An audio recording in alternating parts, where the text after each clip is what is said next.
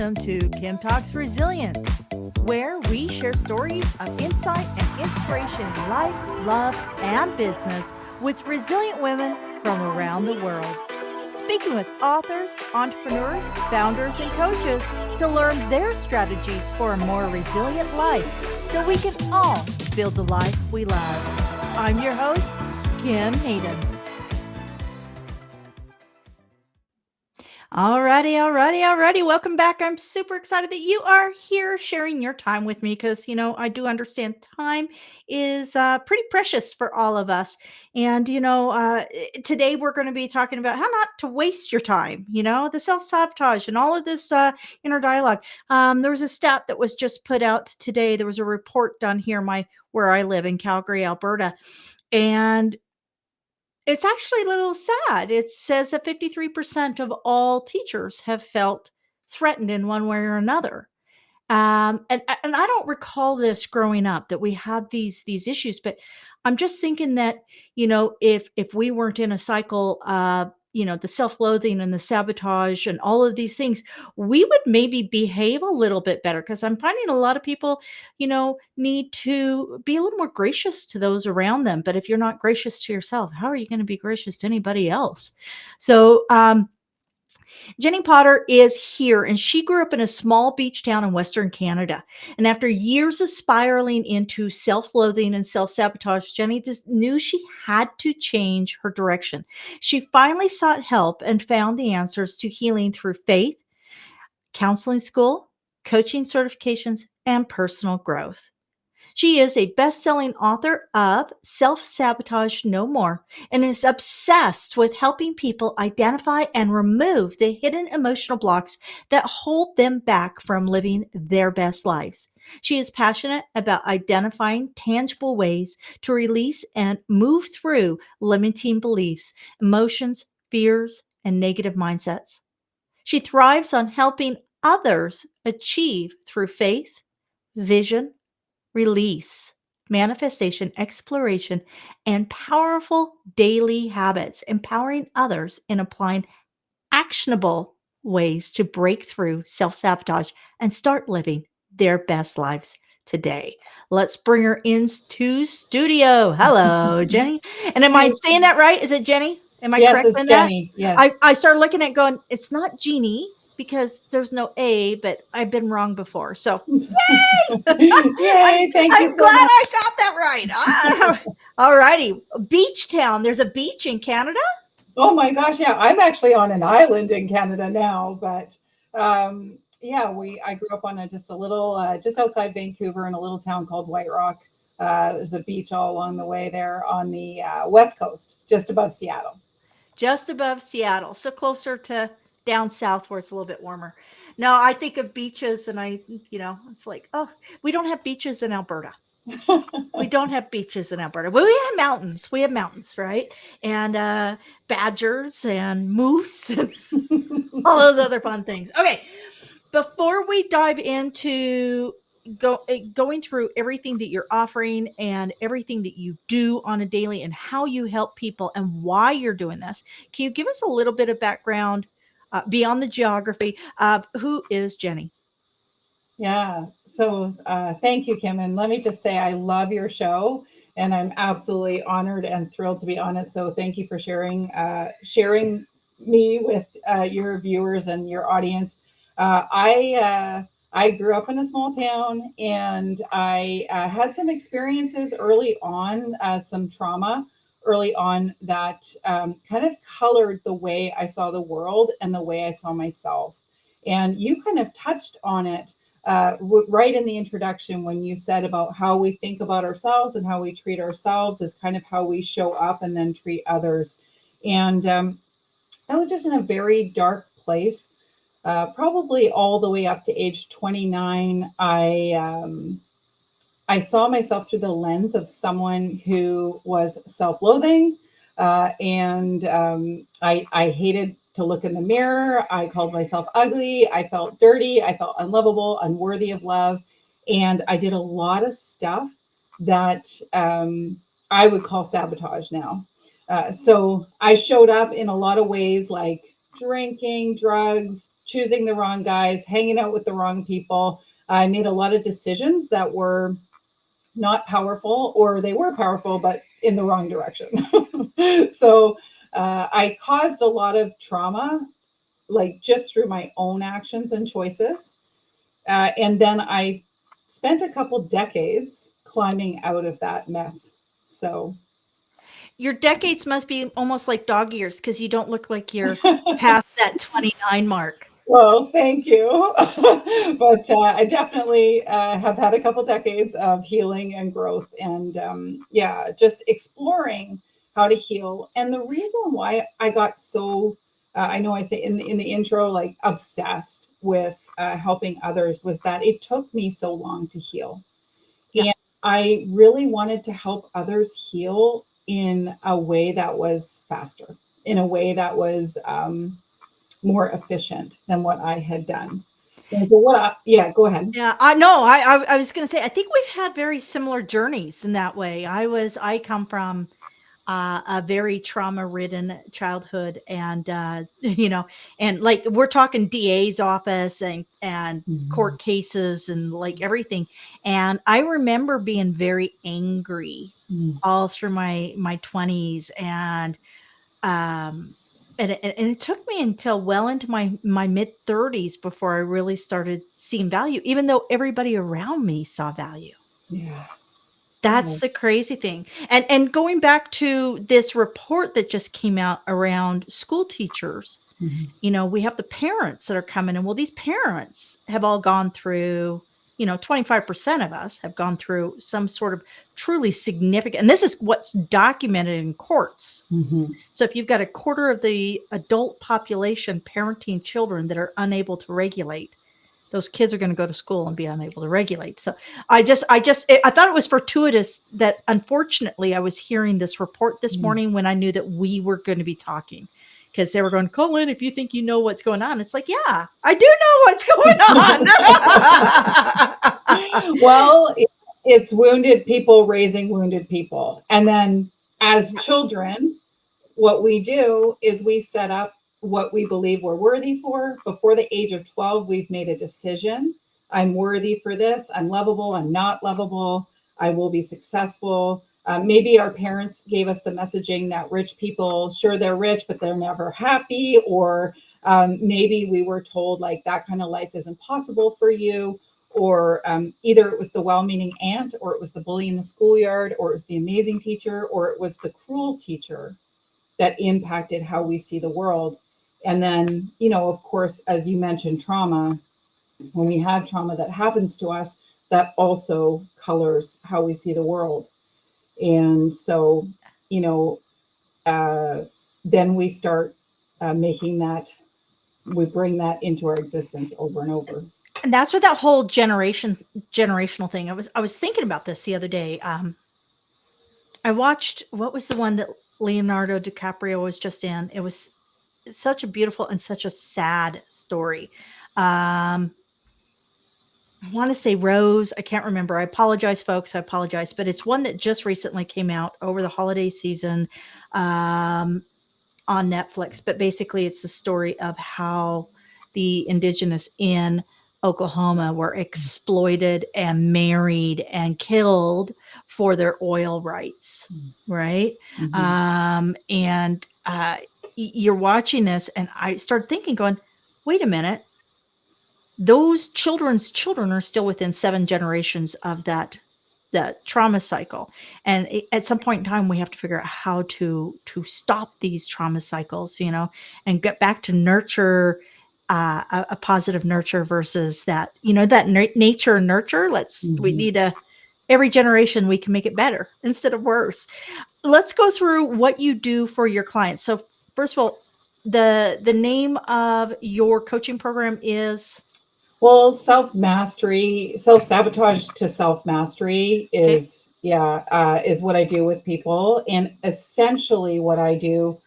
Though I do teach people how to do this on their own in the book. Like that was my main goal in the book, was I found something efficient and powerful that I just want the world to be aware of, that causes us to self-sabotage. And there's a few factors. There's never, of course, it's never cut and dry, just one thing, but there's kind of this recipe of what we touched on, which is we create this autopilot destination of where we're headed. We decide what we're worthy of and what's possible for us, and we live into that. For many years, we let our 12-year-old self decide what the adult self is going to do and what the adult self is capable of. But on top of that, we have this filter of how we see the world. We see the world through this lens of whether or not we're worthy, whether or not good things happen to us.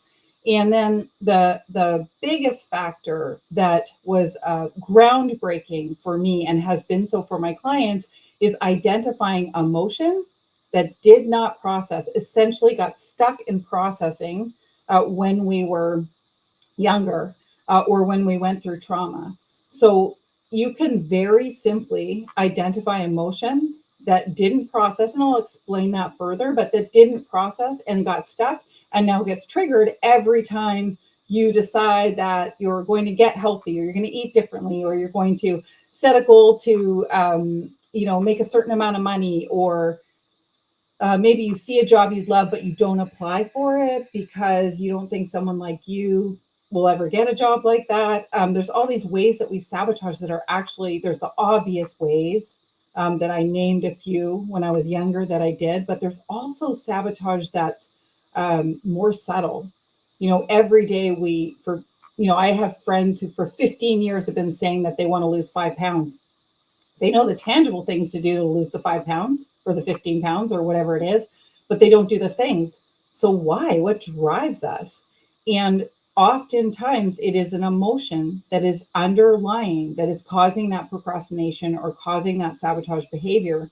And so I've created an alarm method. It's a 5-step method to help you identify. Anyone can do it. It's super quick and easy to identify the emotion, the original emotion ideally, but the emotion at very least, and then clear it out of your system.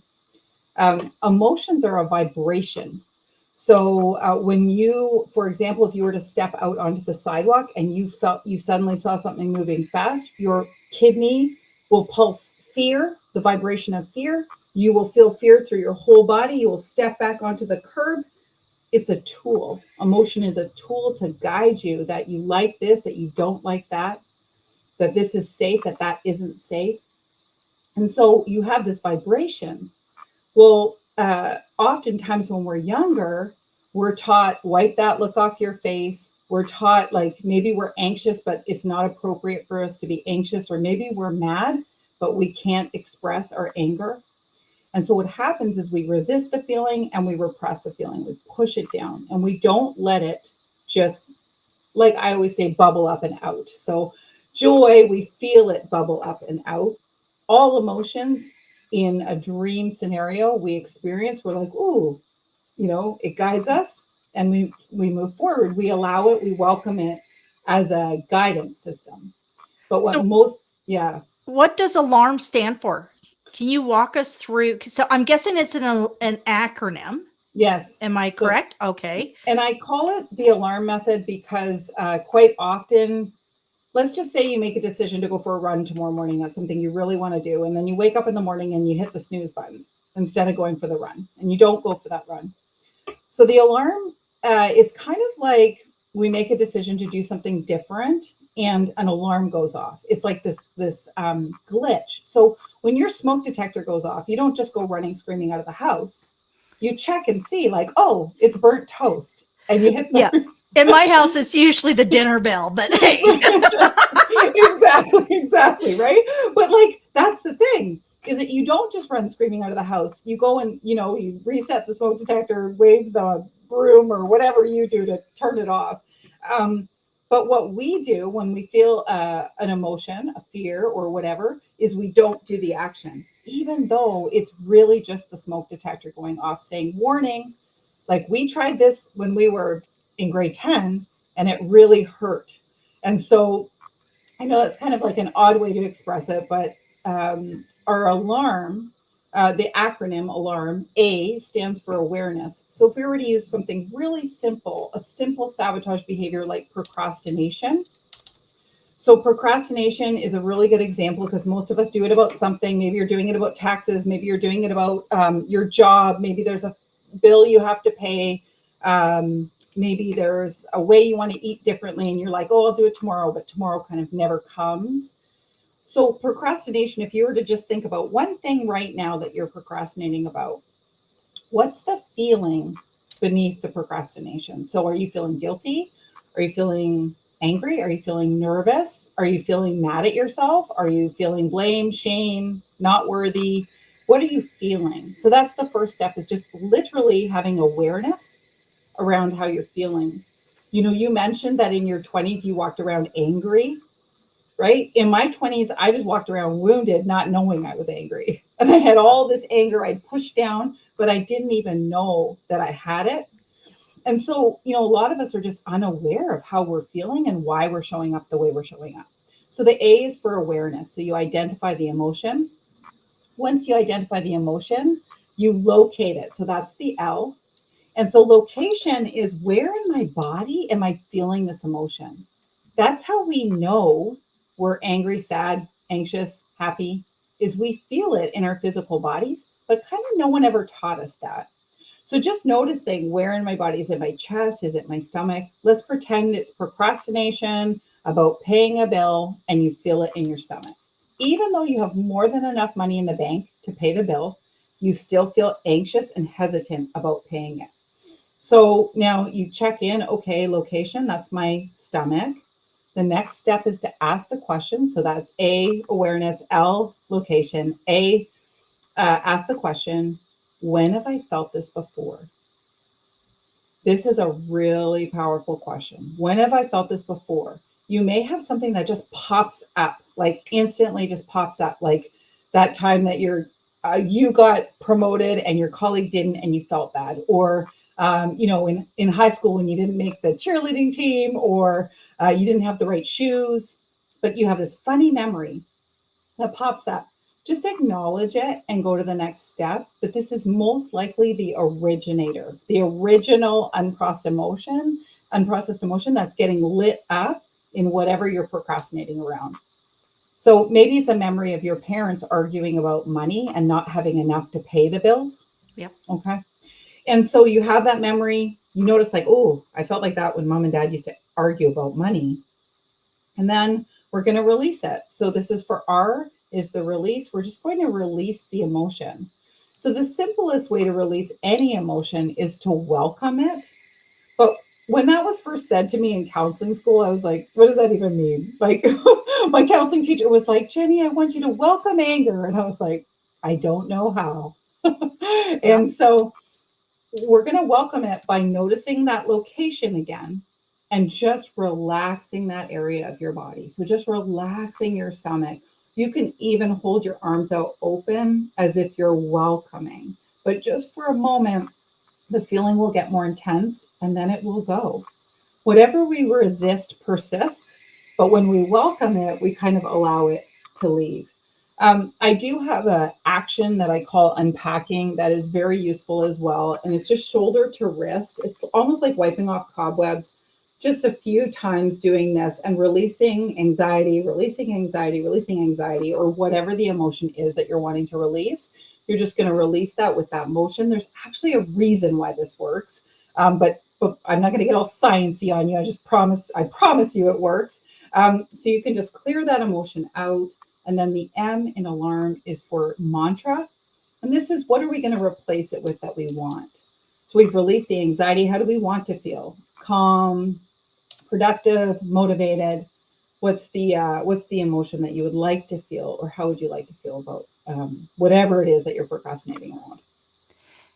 I I find this fascinating because you were saying between the ages of 8 and 12, there's that we're starting to get set. And on the flip side of that, I was reading that a lot of highly successful businesses and individuals can actually find their core calling between the ages of 8 and 12. So, Mm. you know, and so you can literally go back, and that would be a negative or positive, right? Mhm. If somebody started a company Right. to feed people, they between the there could have been a food scarcity at or the introduction to somebody within their community that it was in a food scarcity space. But it is fascinating that as parents we don't realize that we've got such a small window, Mhm. right, Mhm. to embed everything we can to ensure our child is as successful as possible for 60 years within a 6-year window. So that's a lot of pressure. That And is a lot of yeah, pressure. and That is a yes, lot of pressure. yes, it's true and not true because we can always reset. So I always say we can reset the alarm and we can always release and learn how to grow. And I would bet that our parents did the best with what they Oh, yeah, had. exactly. Everybody does the best. I remember, because like I said, I spent my 20s very angry and my 30s in lots of counseling, and I really processed through. But at the same time, I'm working and I'm raising my own children, and I remember um, when I had finally kind of processed through all my shame and guilt on everything. It was in time for my oldest to be turning 18, and I Mm. took him for a soda pop at a local Taco Bell. And I sat down with him and I told him, first and foremost, I want to apologize for any shortcomings or hurt words because you are an amazing human being and you deserve to always be treated like an amazing human being. Mhm. And I remember him sitting there crying because my oldest went through all of this growth with me. Yeah. And I remember him sitting there crying and he's just like, no, mom, I know you were the best mom ever the best mom you could be. And he goes, thank you. And I said, Mhm. just remember, you always deserve recognition of how others treat you. And I Mhm. think that was what I had come through all of my counseling with, is that I'm never going to get this apology. I'm never going to get recognition that I was Yeah. hurt. Mhm. That and that was the one thing that I had to go and look real honestly at some of the things I did as a parent. And honestly, other people go, "Oh, you were great," but the reality is, I wasn't. There was a lot of missteps within my parenting, but I felt that I needed to give my kids the one thing I never got. Yes. Yeah, and I hear that, and it's beautiful that you could have that conversation and that closeness with your son, and also share like not everybody's going to give this to you, right? Because like we have to learn how to be cool with never getting the apology, Exactly. and it starts with loving ourselves and releasing the old stuff that we've carried along the way. Yeah, so That beautiful. that's a yeah. I mean, so many words of wisdom. Let's go through, and you can answer via personal Mhm. or professional, whatever you're comfortable with. Um, can you share a point in your life that without stretching your resiliency, that we wouldn't be having this conversation? Yeah, I absolutely can. So what kind of started the trauma? It was probably started earlier, but the trauma that happened to me was when I was 14. I was raped at a party.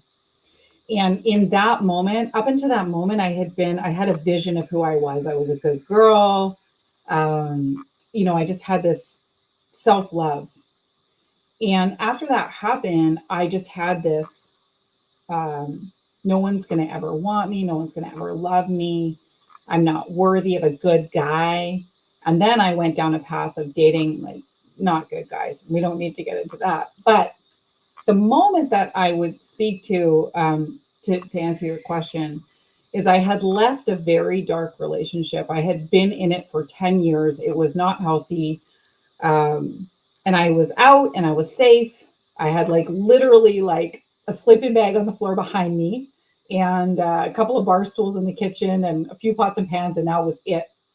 And I was looking myself in the mirror, and I had just met this healer the other day, and I had told her like I didn't want to live.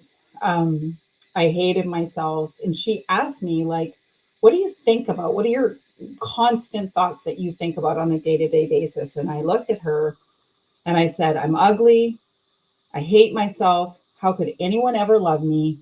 I can't even love myself. And she looked at me and she said, okay, I want you to say these three things in the mirror every day. I want you to say, I love myself. I'm beautiful.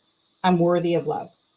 And I always get choked up when I share this, but the first time I could not even look myself in the eye when I said that. And I remember standing there in the mirror, sleeping bag behind me, a couple of pots and pans in the kitchen. I was safe and I was out, but I was totally broken. But I started with those words of self-love, with those words of affirmation. And I continue to say those to this day. But it probably took 16 years of saying it every day before I really 100% resonated with those words. And this is why I'm so passionate about sharing with others the identifying of the emotion and the clearing, because I wish back then I had had the tools to identify that original self-loathing and the hurt and the trauma and the pain and just released it, because I think it would have sped up the healing process. So yeah. But I think what's beautiful is that there are so many people, and I don't think you're. I'm going to guess in your 40s.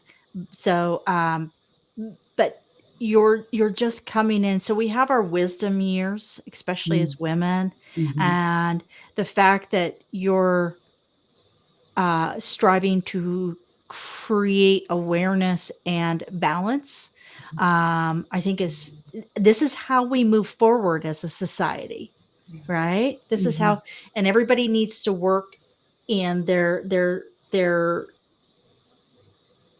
kind of their space of passion, their space of expertise. And I personally believe that if this helps, if me speaking helps one person out of all of the stuff I do, Mm-hmm. then I know it's all worth it, right? I know that having those conversations when each of my children turned 18, I went and sat down and I shared much of my childhood with them, my experience, and I said, this does not excuse any of the behavior, Mm-hmm. anything that you would have seen, anything that you felt was lacking.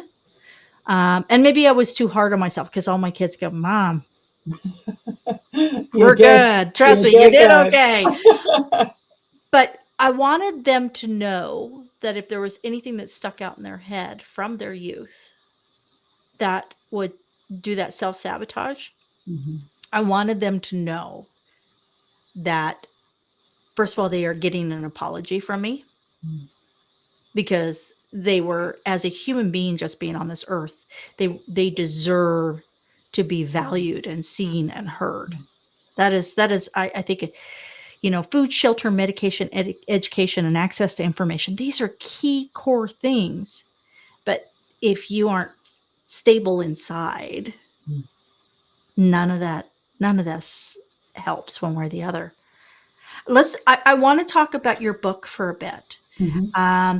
I love the fact that you did the book so that maybe somebody who right now cannot afford your services Mm-hmm.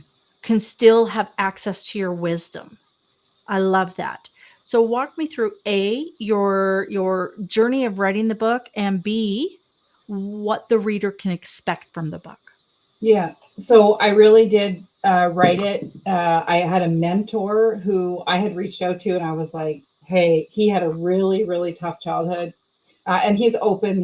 He's always encouraging me to share his story as well." But I had this wonderful mentor who God kept kind of prompting me to ask him if I could use him as a guinea pig, because I was starting to do the clearing of emotions. And so if I work with a client, I will tap in and I will identify and release emotions for them. So in the book, there's more than one way. There's more than just the alarm method, but I just share the alarm method because anyone can use it anytime, easy peasy.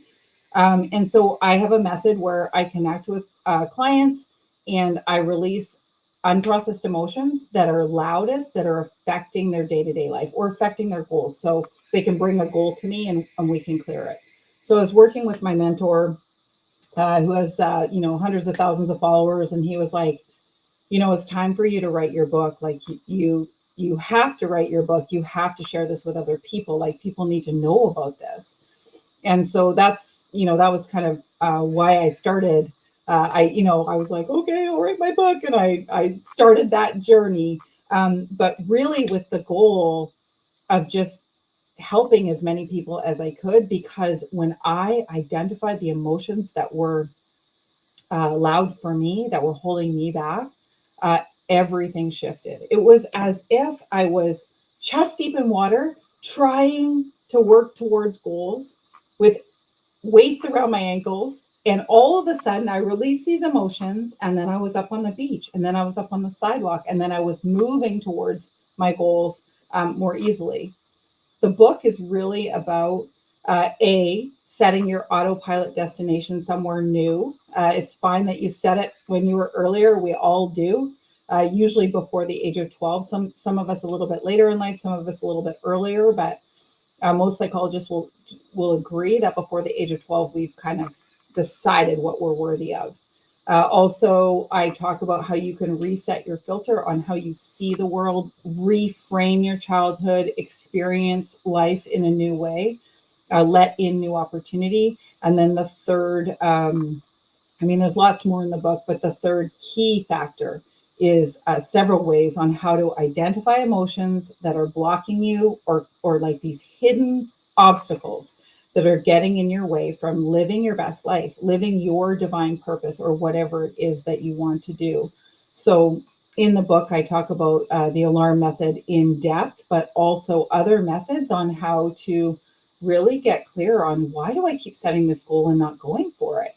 Why do I keep doing this thing I know is bad for me? Why do I keep attracting the wrong people into my life?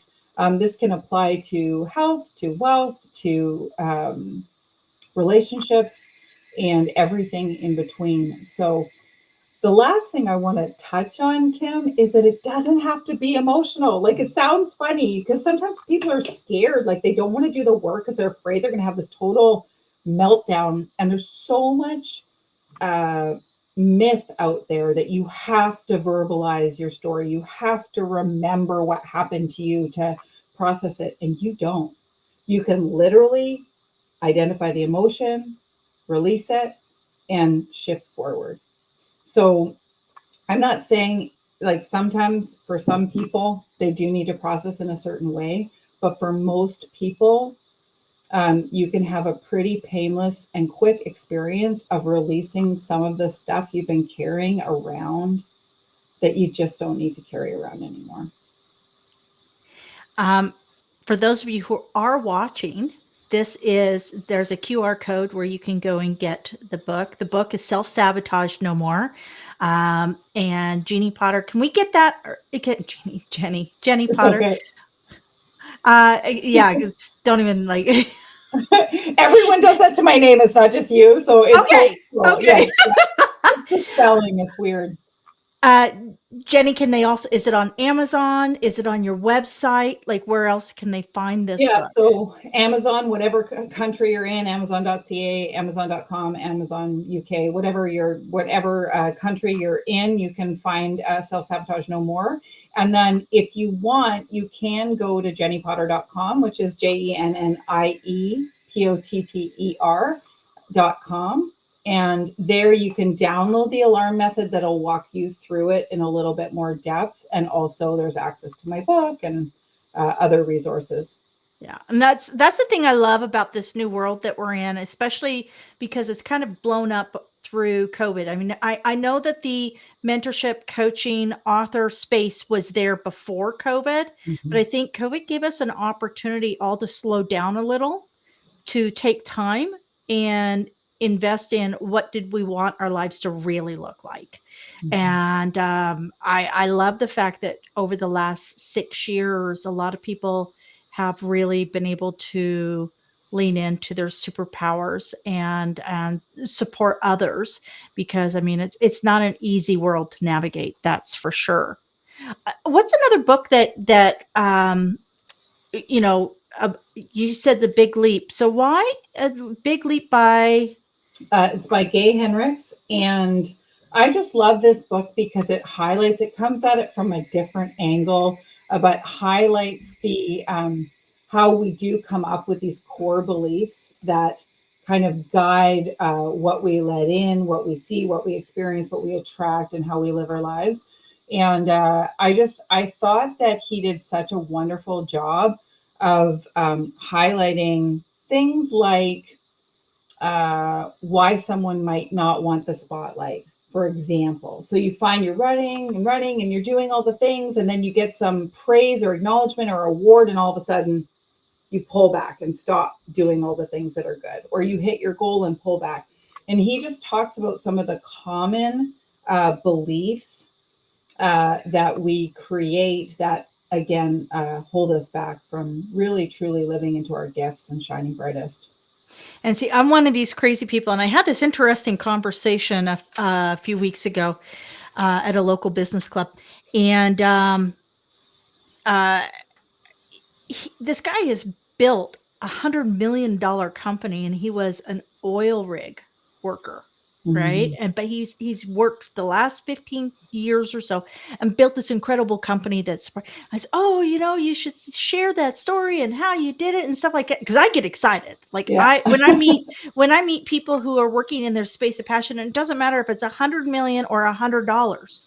The reality is if you're working in your place of passion, you're creating opportunity along the way, I think you're a superhero. And he just looked at me, he goes, I don't want to talk about it. I'm just going to do it. And I'm just sitting here like going, why? Right. But yeah, it is interesting because I would love to know, you know, where, because I'm always overstepping. I hear a great story and I'm like, oh my God, you should have a book. You should be talking about this. This is amazing, because I know that for every one person, and I know I'm very, very blessed because I have this great sphere around me of doers, but I also know that there's a lot of people who are stuck. Mhm. I watch my youngest sister, who I haven't had like any kind of engagement with for over a decade, and all the trauma from her childhood she has never dealt with. So we see the toxicity, yet she's raised four very amazing kids, but Mm. she seems to continue on that same treadmill, the same Mm. conversations, the same anger, the same finger pointing, the same kind of stuff. She needs the alarm method. She needs to realize that she has to start loving herself. Right. So I Right. always say that there's two, this isn't in the book, but that there's kind of two voices. There's commentary. The commentator is not you, by the way, those voices in your head, your thoughts, it's not you or who you are, but there's the addict and there's the collaborator.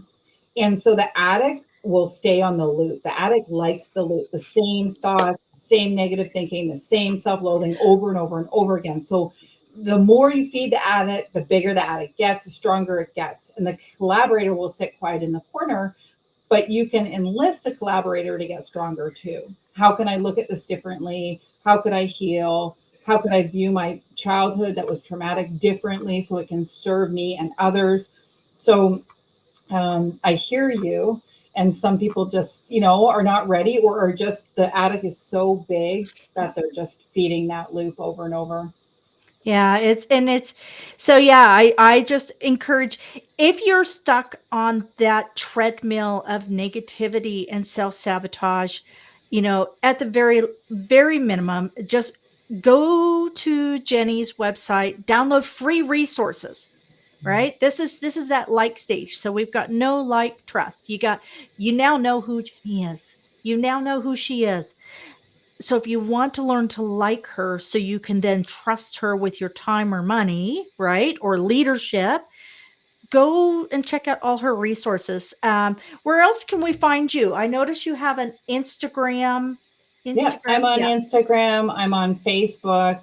So you can find me on there. Pretty easy to find. Just Jennie Potter Official is my kind of author's page. And then Instagram as well, Jennie underscore Potter, JENNIE underscore POTTER on Instagram as well. I can just say, with the amount of amazing people who are stepping forward and saying, I will lead, I will share, I will open up, this worked for me. Those of you who are living in the blame game and the pointing of the fingers and the angry space, there's so much out there to support you in moving forward. Most likely you aren't listening to this podcast. So right now I'm speaking to dead air, because I think people who listen to this podcast are pretty awesome. But earlier, when you were speaking about learning to love yourself, there was a quote I love. And it says, show me your friends and I will show you your future. And if you are not your own friend, how can you have a future? Right? That second half was me. The first half is Yes, I somebody love else's it. I quote. love it. So, and that's what I always raised my kids, is like, let's really invest. So even if you don't feel worthy, or you don't, or if you're uncomfortable, it's okay. If you feel uncomfortable, being a little uncomfortable actually means you're growing. It's a That's good thing. right. It's a good thing. It's a good thing. I always like to close the show out with a quote, and so I have your quote here, and I'd love for you to, give us the quote and then tell us why this quote is one that really helps drive you. So don't be a butterfly that doesn't fly because the caterpillars around you can't. And for me, this quote is so powerful because um, I work with so many people that are holding back for fear of judgment, or holding back because they don't believe that they're worthy. And everybody is worthy. You have that gift on your heart. You have that drive on your heart for a reason. And it's absolutely your purpose to go out there and fly, and you're going through the transformation. If you're listening to this podcast, if you're watching this, you're going through the transformation, and people need you. They need you to fly. And so just because other people along the way are not yet ready to fly, you don't have to wait for them to be ready, or for them to approve, or them to believe you can fly. You can just go fly. You've earned your wings. I think that's beautiful. And it's never too late. And with biotech and med tech and everything happening, you're going to be around a lot longer than you thought you were. So, when's the best time to plant a tree? Yesterday. When's the next best time? Today. Yeah. So plant that tree, grow those roots, anchor in, because I promise you, you're worth it. God does not make mistakes. And these are just facts, folks. You're here for a reason. You're here for a purpose. You may be like me and be in your 50s and really leaning in hard to your purpose. You may have honed in on that earlier, like Jennie. But yeah, definitely give yourself grace. That's my big one. It's okay. And growth is good. Remember those growing pains when we were little, because we were all getting bigger. We were all growing up. I don't know why we all wanted to grow up so fast. I know. And then we want to be kids again. This sucks. I always tell my daughter, oh, I've got to go do adulting today, if I'm going to the bank or something.